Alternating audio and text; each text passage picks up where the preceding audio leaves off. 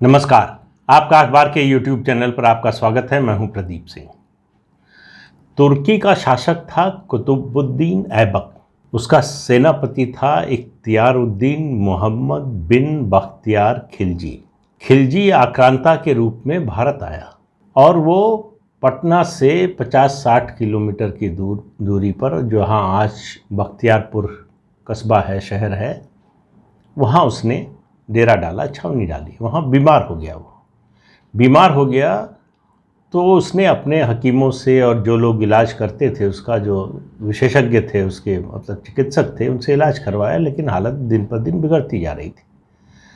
तो आखिर में लोगों ने सलाह दी कि यहाँ एक नालंदा विश्वविद्यालय है, वहाँ के आयुर्वेद विभाग के जो विभागाध्यक्ष हैं राहुल श्रीभद्र, तो राहुल श्रीभद्र को बुलाकर उनसे इलाज कराए तो ठीक हो जाएगा। वो तैयार नहीं हुआ। पहले उसको ये विश्वास ही नहीं हुआ कि उसके जो हकीम नहीं कर पाए, चिकित्सक नहीं कर पाए, वो कोई भारतीय कर सकता है। आखिर में स्थिति बिगड़ने लगी तो उसने बुलवाया और एक शर्त रखी उनके सामने। कहा कि जो दवा तुम दोगे, ऐसी कोई दवा मैं तुम्हारी दी हुई खाऊंगा नहीं, लेकिन मेरा इलाज करो, मुझे अच्छा कर दो।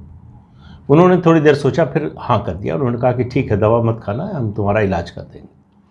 फिर कुछ दिन बाद उसके पास आए और कुरान की एक प्रति दी और बताया कि इस पन्ने से इस पन्ने तक कुरान को पढ़ो रोज़ और तुम इतने दिन में ठीक हो जाओगे। उसने ये शर्त मान ली। उसने ऐसा किया और ठीक हो गया। दरअसल उन्होंने दवा बनाई, दवा का लेप जो है उन पन्नों पर लगाया, और वो जब थूक से, अक्सर बहुत से लोगों की आदत होती है पलटने की, उसकी वजह से दवा उसके शरीर में गई और वो ठीक हो गया। उसको इस बात की खुशी होने की बजाय इस बात पर गुस्सा आया कि कैसे तुर्की का कोई चिकित्सक मुझे नहीं ठीक कर पाया, ये भारतीय शिक्षक या कोई विद्वान उससे ज़्यादा जानकार कैसे हो सकता है, ज्ञानी कैसे हो सकता है। तो उसने कहा इसको नष्ट करना है। तो उसने नालंदा पर हमला किया। नालंदा दुनिया की सबसे बड़ी यूनिवर्सिटी थी, रेजिडेंशियल यूनिवर्सिटी, और दूसरे नंबर की सबसे बड़ी थी, तक्षशिला के बाद दूसरे नंबर की सबसे बड़ी यूनिवर्सिटी मानी जाती थी दुनिया में। 5वीं शताब्दी में बनी थी। उसकी स्थापना गुप्ता डायनेस्टी के समय हुई थी। उसके बाद भी 2 बार हमले हुए, नुकसान पहुंचाया गया, लेकिन फिर पुनर्निर्माण हो गया। लेकिन 1197 में बख्तियार खिलजी ने जो हमला किया, उसने पूरे नालंदा विश्वविद्यालय को नष्ट कर दिया। वहाँ पर 90 लाख पांडुलिपियाँ थीं। दुनिया के और देशों से लोग वहाँ पढ़ने आते थे, रिसर्च होती थी, अलग अलग विभाग थे, एस्ट्रोनॉमी से लेकर साइंस, अर्थशास्त्र, उसके अलावा जो है धर्मशास्त्र, फिलॉसफी, तमाम चीज़ों की पढ़ाई होती थी। 2000 शिक्षक थे और 10,000 विद्यार्थी। रेजिडेंशियल यूनिवर्सिटी थी, 10,000 विद्यार्थी थे जो वहाँ पर रहते थे। 90 लाख पांडुलिपियाँ, और लाइब्रेरी जो थी वो 9 मंजिला थी। जब उसने नष्ट किया, आग लगाई लाइब्रेरी में, तो 3 महीने तक लाइब्रेरी जलती रही। आप अंदाज़ा लगा लीजिए कितनी किताबें रही होंगी। उसके बाद उसने जो धार्मिक विद्वान थे, बौद्ध भिक्षु थे, उनको मरवा दिया। बौद्ध धर्म को उससे बहुत बड़ा आघात लगा, और इतना बड़ा आघात लगा कि उससे वो उबर नहीं पाया। बहुत बड़ा केंद्र था बौद्ध धर्म की शिक्षा का नालंदा। बिहार में है, पटना से 55, 60 या 80 किलोमीटर करीब दूर है, वहाँ पर स्थित है। उसके नालंदा विश्वविद्यालय के भग्नावशेष अब भी हैं। आप कहेंगे कि मैं ये खिलजी, नालंदा विश्वविद्यालय, ये सब क्यों बता रहा हूँ? उसका कारण है। अब आप बताइए कि जिस व्यक्ति ने, जिस आक्रांता ने, आतताई ने आपके देश की संस्कृति, आपकी देश के सबसे बड़े शिक्षा संस्थान, बल्कि दुनिया की सबसे बड़ी रेजिडेंशियल यूनिवर्सिटी के साथ ये किया हो, उसके साथ आप क्या बर्ताव करेंगे? उसके बारे में आपकी क्या धारणा होगी? उसके बारे में आप क्या सोचेंगे, क्या राय बनाएंगे? स्वतंत्र भारत का सबसे बड़ा दुर्भाग्य ये है कि हमने आक्रांताओं को, आतताइयों को, जिन्होंने हमारे मंदिर नष्ट किए, शिक्षा संस्थान नष्ट किए, जिन्होंने हमारी संस्कृति पर हमला किया, जिन्होंने जबरन धर्म परिवर्तन करवाया, हत्या करवाई, लूट बलात्कार किया, उनका महिमा मंडन किया। इतना नहीं कि भूल गए, भूले ही नहीं। बात कही जाती है कि भाई वो अतीत की बात है, उसको भूल जाइए। अरे भूलने को कौन कहे, उनको तो आप उनकी माला जप रहे हैं। और मैं ये बात इसलिए कह रहा हूँ कि बिहार में अभी उस जगह पर, उस इलाके का नाम बख्तियारपुर है। दुनिया का कोई देश मुझे कोई बता दे जो अपने आक्रांता के नाम पर अब अपने शहर का नाम रखता हो। रेलवे का स्टेशन है बख्तियारपुर, महत्वपूर्ण स्टेशन है। मैंने पहले भी कई बार आपसे कहा है कि सोचिए कि वो मानसिकता क्या रही होगी जिसने ये नामकरण किया और जिसने ये नामकरण चलने दिया, उनके बारे में भी सोचिए। उन आक्रांताओं के बारे में हमारी क्या राय है, इससे एक बात बड़ी स्पष्ट होती है कि हम अपनी संस्कृति, अपने धर्म, सनातन धर्म के प्रति सहिष्णुता जो हमने दिखाई, उसकी इतनी इस हद तक चले गए कि वो कायरता में बदल गई। हमको अपनी संस्कृति पर, अपने धर्म पर गर्व ही नहीं रह गया। हम एक तरह से हीन भावना से ग्रस्त हो गए कि आक्रांता के नाम पर अगर सड़क का नाम रखा जा रहा है, संस्थान का नाम रखा जा रहा है, शहर का नाम रखा जा रहा है, रेलवे स्टेशन का नाम रखा जा रहा है, तो इसमें कुछ गलत नहीं है, ये अच्छी बात है। ये अच्छी बात कैसे हो सकती है? कोई भी सेल्फ रिस्पेक्ट वाला देश, कोई भी सेल्फ रिस्पेक्ट वाली संस्कृति इस चीज़ को बर्दाश्त नहीं कर सकती। और आप कहेंगे कि ये संदर्भ, ये बात मैंने आज क्यों उठाई? ये तो वर्षों से है, दशकों से है, उससे पहले क्यों नहीं? क्योंकि अभी सोमवार को यानी 13 सितंबर को बिहार के मुख्यमंत्री नीतीश कुमार से एक प्रश्न पूछा गया। बीजेपी के एक विधायक ने मांग की थी कि बख्तियारपुर का नाम बदलकर, नीतीश कुमार वहाँ पैदा हुए हैं इसलिए नीतीश नगर रख दिया जाए। तो उस पर सवाल पूछा गया नीतीश कुमार से, तो उन्होंने कहा कि फालतू की बात है, वहाँ मैं पैदा हुआ था, कौन नाम बदल देगा, कैसे नाम बदल जाएगा?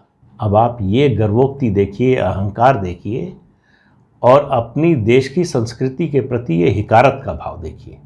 कौन है नीतीश कुमार? वो वहाँ पैदा हुए इसलिए जो है आक्रांता के नाम पर उस जगह का नाम होगा। अच्छा हुआ कि वो इलाहाबाद में नहीं पैदा हुए थे, नहीं तो कहते प्रयागराज कौन नाम रख देगा। अच्छा हुआ कि फैजाबाद में नहीं पैदा हुए थे, नहीं कहते कि उसका नाम बदलकर अयोध्या कौन रख देगा। ये कहना कि नाम जो पड़ गया है पड़ा रहने दीजिए, उन्होंने कहा कि मैं वहाँ पैदा हुआ था, कौन बदल देगा नाम? आप क्या हैं? चक्रवर्ती सम्राट हैं, राजा हैं, महाराजा हैं, क्या हैं? और दूसरी बात मैं कह रहा हूँ, ये नाम बदलने के लिए अखिल भारतीय संत समिति ने भी नीतीश कुमार को 2019 में चिट्ठी लिखी थी, जिस पर उन्होंने कोई प्रतिक्रिया नहीं दी, कुछ नहीं किया, और उनसे करने की उम्मीद भी कोई नहीं रखता है, क्योंकि उनको लगता है कि आक्रांताओं के नाम पर शहर और संस्थाओं का नाम रखना, स्टेशन का नाम रखना, उनका महिमा मंडन करना, इससे भारत का मुसलमान खुश होता है, और खुश होगा तो उनको वोट देगा। ये सिर्फ यही मानसिकता है, इसके अलावा और इसके पीछे कोई सोच नहीं है। लेकिन अफसोस इस बात का है कि भारतीय जनता पार्टी की बिहार इकाई दब्बू पार्टी के रूप में उभर कर आई है। मुद्दा कोई भी हो, दुर्गा मूर्ति का विसर्जन हो, उसका विरोध करने के लिए हत्या कर दी जाए जुलूस निकालने वालों की, और पार्टी चुपचाप उसको बर्दाश्त कर लेती है। क्यों?